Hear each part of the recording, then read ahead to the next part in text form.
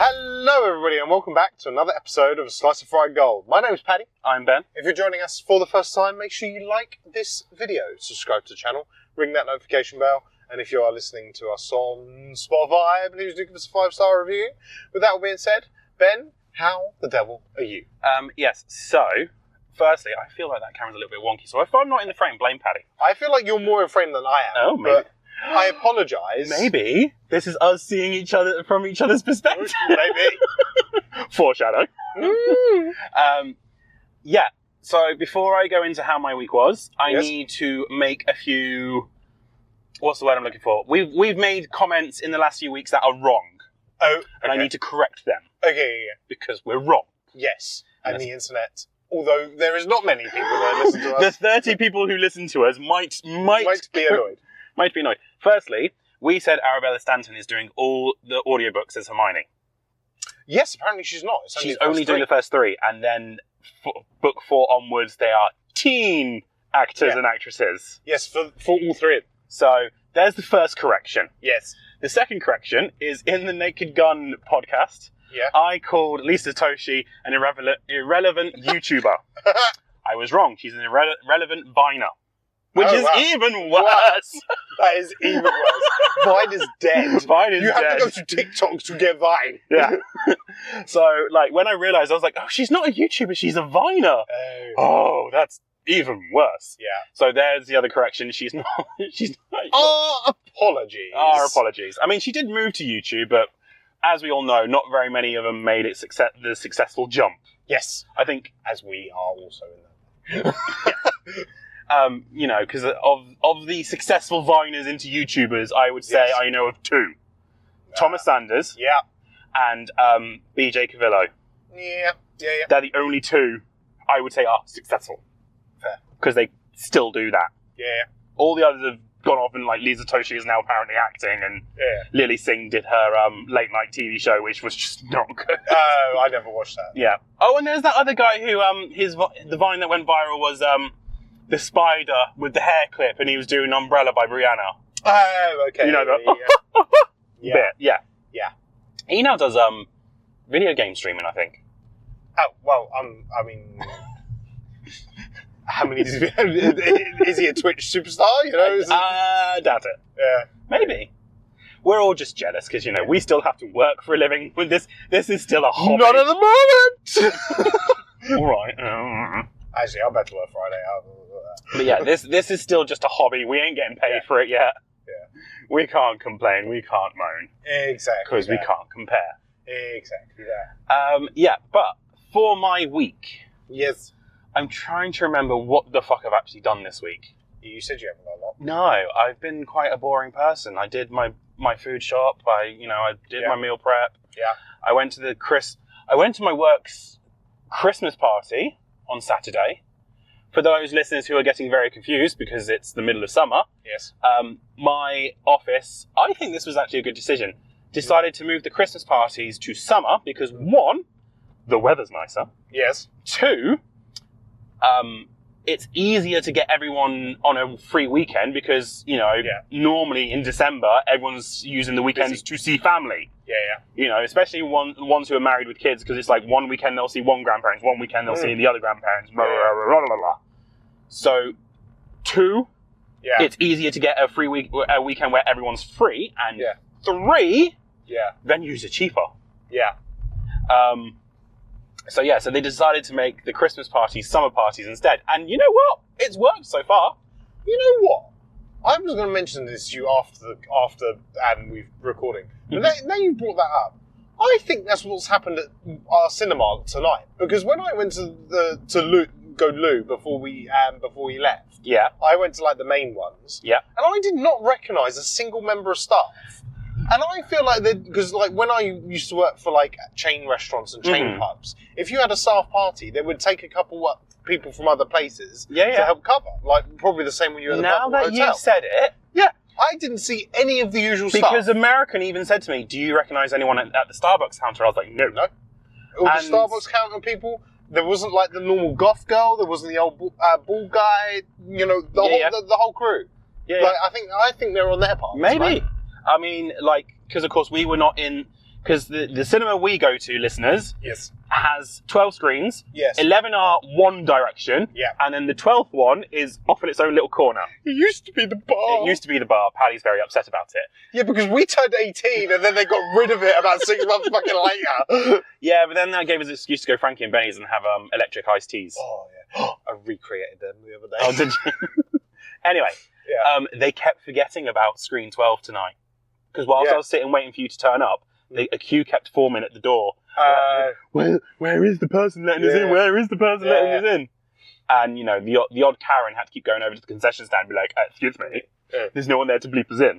Yeah, that's fair. So, obviously, then... They're not used to the cinema. They're not used to the cinema because there was no one there, no one watching screen 12.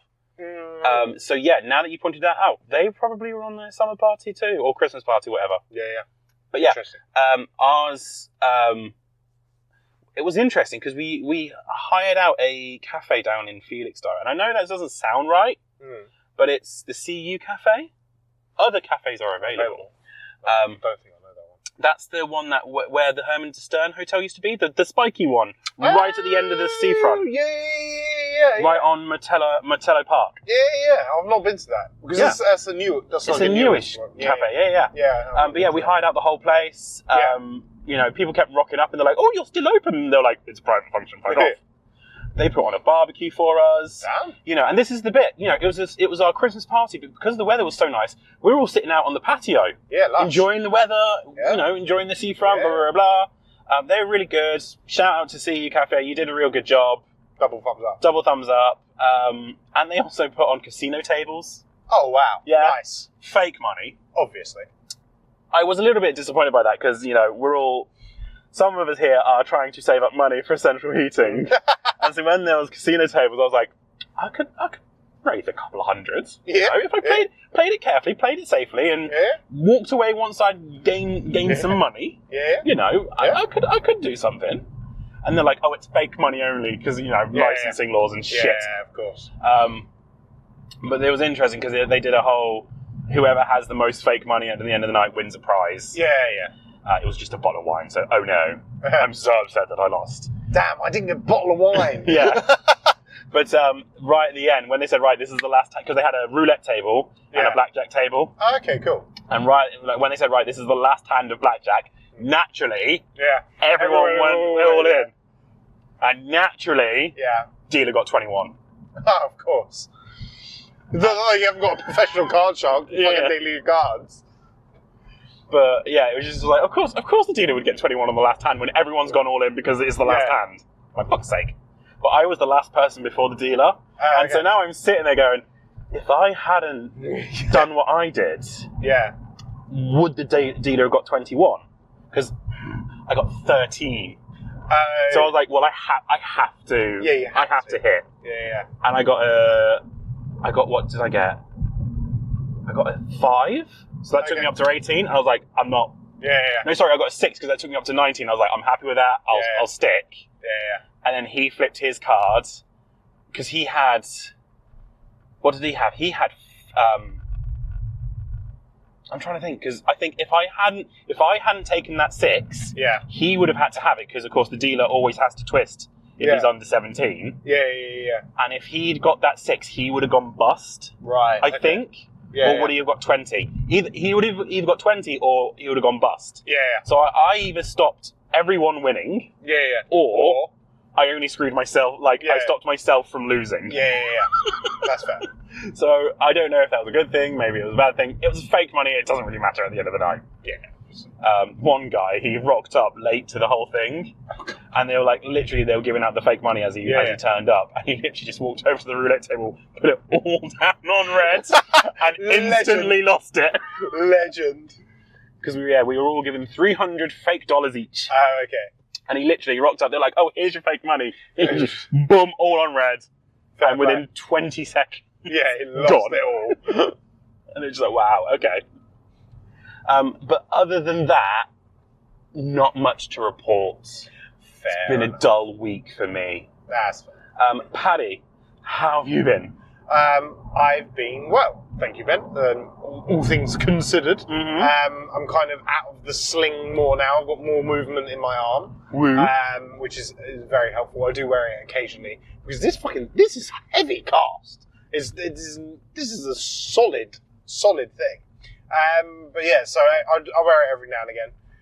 But obviously, at the time of recording, yesterday was my birthday.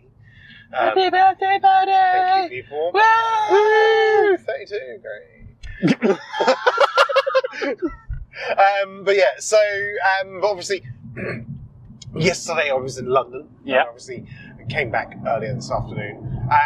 But obviously, for one of my birthday presents from my partner, we did the Traitors live experience, and obviously me and you being the people that we signed up for one season, obviously didn't get it. Yeah. And then obviously it was quite good fun to play it and do like, it's basically an escape room. Yeah.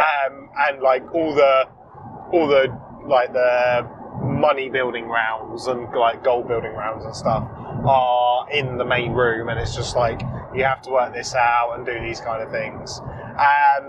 But yeah, like production wise, they have not spared they haven't spared any expense. They've done really, really well. Like you've got like a full image, like a recreation of the round table. Like, so the whole kind of game centres around that. Yeah. And then you have like your banishments and things like that, and murders and all that. It was really, really cool. It was really, really well done. The only problem with it was that I was voted out first. So out of the nearly 2-hour experience, I probably spent an hour watching it. That's unfortunate. It was unfortunate, but that was because, you would have been the same, to be honest, because you would have been just as annoyed as I am. Because like it came to the first challenge, and everybody was doing the I'm the dumb person, I don't know what I'm doing thing. Right. And I was just like immediately like, right, well, if you're going to play that, I will take control, because like managerial thing, like right, you need to do this, you need to do that. Like, I run a restaurant, I run a hotel, I am used to managing people and doing those kind of things. Oh, BT dubs, I was a faithful. I wasn't a traitor, even though I said I would happily be either. So, like, there was these like dials in the table, and you had to like move all the moon faces to make sure that they were in the correct order going around the table to get to the full moon. Right. And everybody was just like, well, I don't get it. And I was like, you have to move the things to match the thing. And of course everybody was like, well, I'm going to play the dumb person, so that way I'll probably stay in longer. And I was like, well, cool. So then that way we're not going to get any points. So you can't then, like, it then almost makes your turn pointless. Yeah. Literally, that makes the game pointless because you're not winning points. So I was just like, right, well, right, so where's the moon? Okay, it's there. So it's got a crater there and a crater there. So that means that if you've got that crater in your picture, you need to make sure that matches up to that one. If you've got a big crater there, you need to match that up to that one and move the things around. Yeah. Very simple. Like on my one, I had I had a crescent moon, so I had very little to go by. Yeah. And things like that. So we was trying to work it out. And then, like, you did, like, this secret round thing and it had buttons under the table, so you could do anonymous voting. So it was right. Like a testing thing. And basically, in the top 3, I was the second most suspicious person. Right. Out of the secret voting after that round. And then the first most suspicious person was my missus. And I was just like, well, this is COD because everybody here is with somebody else. Yeah. Fuck you kind of thing. So, and then we did like another game, and then basically after that, I got voted out. And then everybody was just like, you could see, it was literally like the show. You could see in everybody's faces, everybody was like, yes, we've got one. And I was like, did my little spiel. It was lovely to meet you all. I hope you have a great time. Hope you catch some traitors, because you haven't caught one now, because I'm a faithful. And they were like, oh! And I was just like, mate, this is a fucking game. So I went out to the lounge, had a beer, and watched the rest of the thing. You saying you wouldn't have been like that had you stayed in? Obviously not. But you know, it's just like that. And then, but in the lounge bit, where you can watch your game unfold, you see like you end up then seeing who the traitors are. Right. And I was just like, okay, cool. Like I had my suspicions about one of them, but I didn't catch the other two yet. Yeah. But it was like so early doors that you can't really. Question for you: how do they select like the traitors? So when you're put in your group, you get like given an iPad and you have to register your name and stuff. Right. For like, because you have like a fake Claudia Winkleman in the room. Right. With the iPad that controls the questions, and she's like your caretaker for the thing. Yeah. And then when you're putting in your name, it has a thing of, are you happy to be would you be happy to be selected as a traitor? Right. And then you can tick yes or no. So obviously if you click no, then they won't ever pick you as a traitor. And then if you click yes, that gives the person in the room the opportunities to pick who it is. Yeah. And then she did the thing of walking around the circle and tapping on the shoulders. Tapping on the shoulder. Right. So, like, you know, there was aspects, and we all had, like, blindfolds on in the room and things like that. So they had properly, like, drawn bits from the show. They really did some, you know, like, it was very, very clever. But yeah, overall, I thought it was a very good experience. Obviously, you have a better experience the longer that you are in the game. Yeah. But that can't be helped. No. But their immediate reasoning was, because I took control, so therefore I'm a traitor because I want to win the money. And I'm like, no, it's because I'm trying to play the game. You know, like, the rules of the game are, it's like, if you win enough points and stuff, you get added to the leaderboards.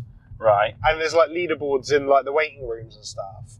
And then if you're, at the end of the month, whoever's in the top 3 wins, like, a real prize. Right, yeah. So the idea is actually, you know, you should actually try and win points. Yeah. And it's just like, but everybody didn't care about that. They were all just like, oh, get traitors. And I was like, okay, cool.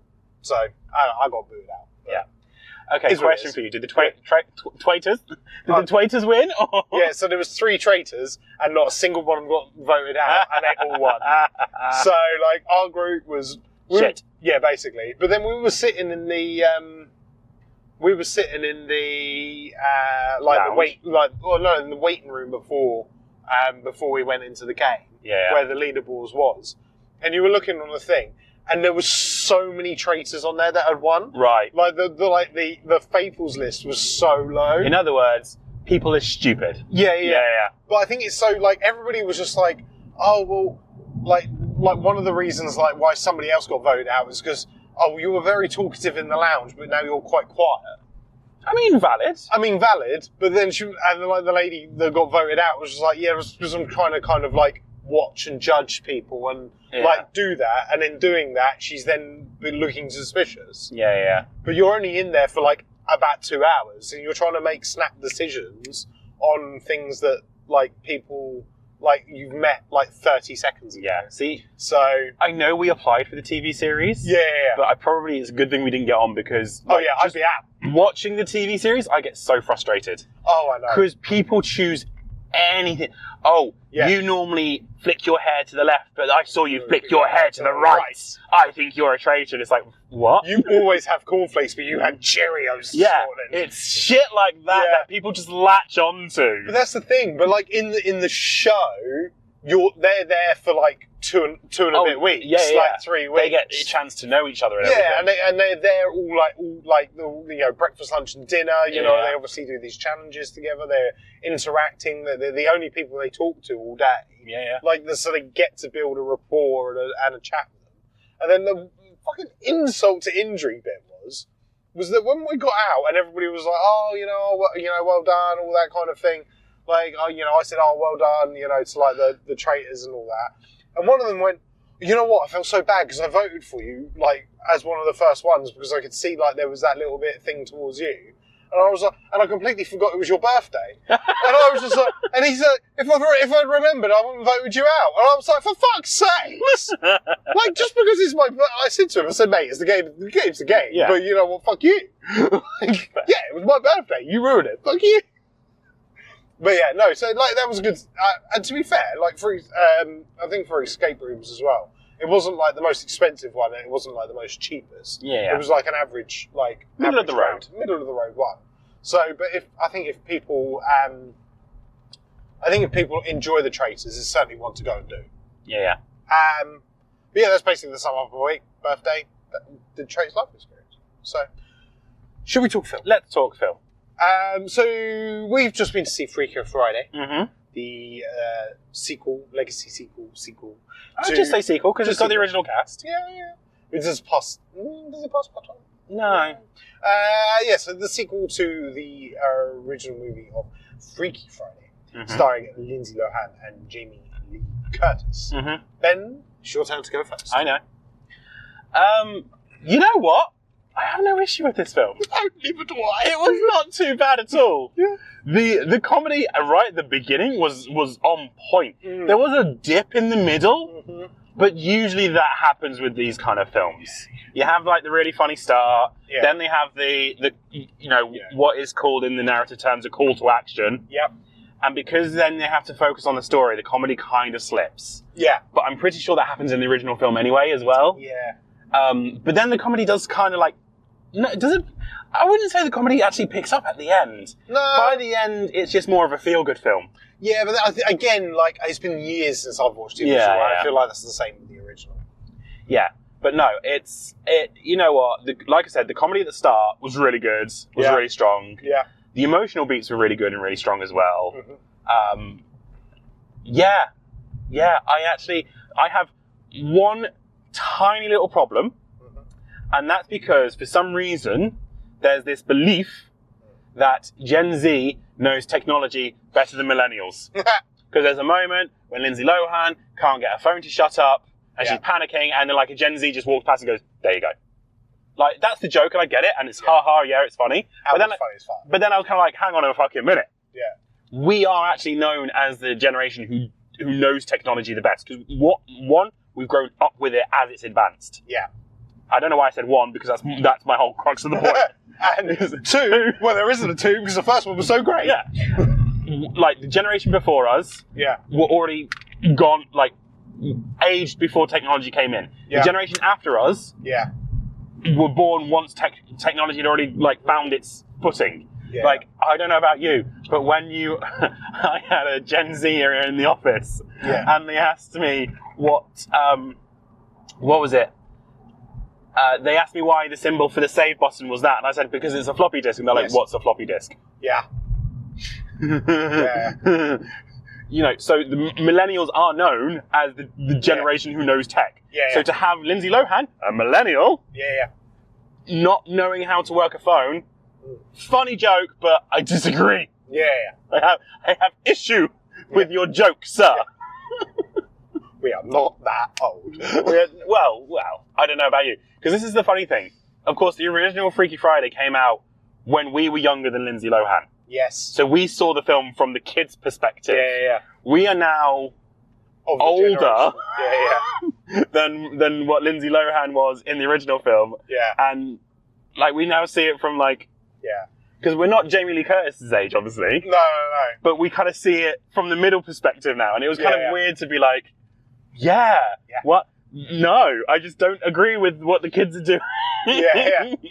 You know, it's like the joke I always love is, you know, you're getting old when you watch The Little Mermaid, and when Ariel says, but Daddy, I love him, you side with King Triton. Bitch, you don't know him. Bitch, you don't even know him. You know, kind of thing. You're getting old when you side with King Triton, and this is the thing. I was sitting there. I don't know about you, but I was sitting there. I was like, yeah, we're old. I'm siding with the parents. We're old. Exactly. But yeah, I have no issue with it. It was a fine sequel, good jokes, good emotional beats. Is it my go-to film of the year? No, it's not. It's a standard Disney film. And considering Disney have been doing really poorly recently, A star for them. Well done. A for effort. What would a teacher use? Improving well, keep it up. Exactly that. It's that. For a Disney film, you're improving, keep it up. Paddy, your opinions? I mirror very much the same. Like, I did think, for a movie that was only just under 2 hours, there was a bit of pacing issue because of the, if you're starting strong because it's, so comedic, and then and then you have, like you said, you have your lull and your call to action, and then it goes into like that feel good thing, and it works very well for the story. Emotional beats were good. Can I just interject? Manny Jacinto. I was just about to bring that up. Oh, I feel like this is Disney's apology for the Acolyte. Maybe. To him, like, we'll put you in the movie with and Lindsay everyone Lohan, will love you. and you will get to kiss Lindsay Lohan. He can do an English accent very well. I did feel like it slipped a couple of times. Occasionally. And I feel like because of that, his ADR didn't match up, so I feel like there was having... I clocked a few lip syncing issues. Yeah. But I think that was probably because of accent issues. So like going back to that. Oh no, I saw one between Jamie Lee Curtis and Lindsay Lohan. I didn't see that. Again, their chemistry is great. Mm-hmm. I think there was a solid choice for the original movie, and a solid choice again for this one. It's nice to see Lindsay Lohan getting back into that kind of... Welcome back to Hollywood, Lindsay Lohan! Yay! And doing those bits and bobs. The younger cast, very good as well. I thought they were very good actresses, considering like the role that they were having to take on. Yeah. And join into that. I thought was very, very good. Manny Jacinto. Ledge. Though that was another point that made me feel old, because of course he's a youth in The Good Place, and now he's playing a father. I know. Oh, that made me feel old, but at the same time I was like, I'll call him Daddy. Yeah. Fuck yeah. But that was the thing, like, he walked on, like, he literally came on, and I was like, Jason Mendoza. So, but yeah, no, he's Jacksonville Jaguars. Like, so I didn't realise she'd part there. But like, I think it's a solid.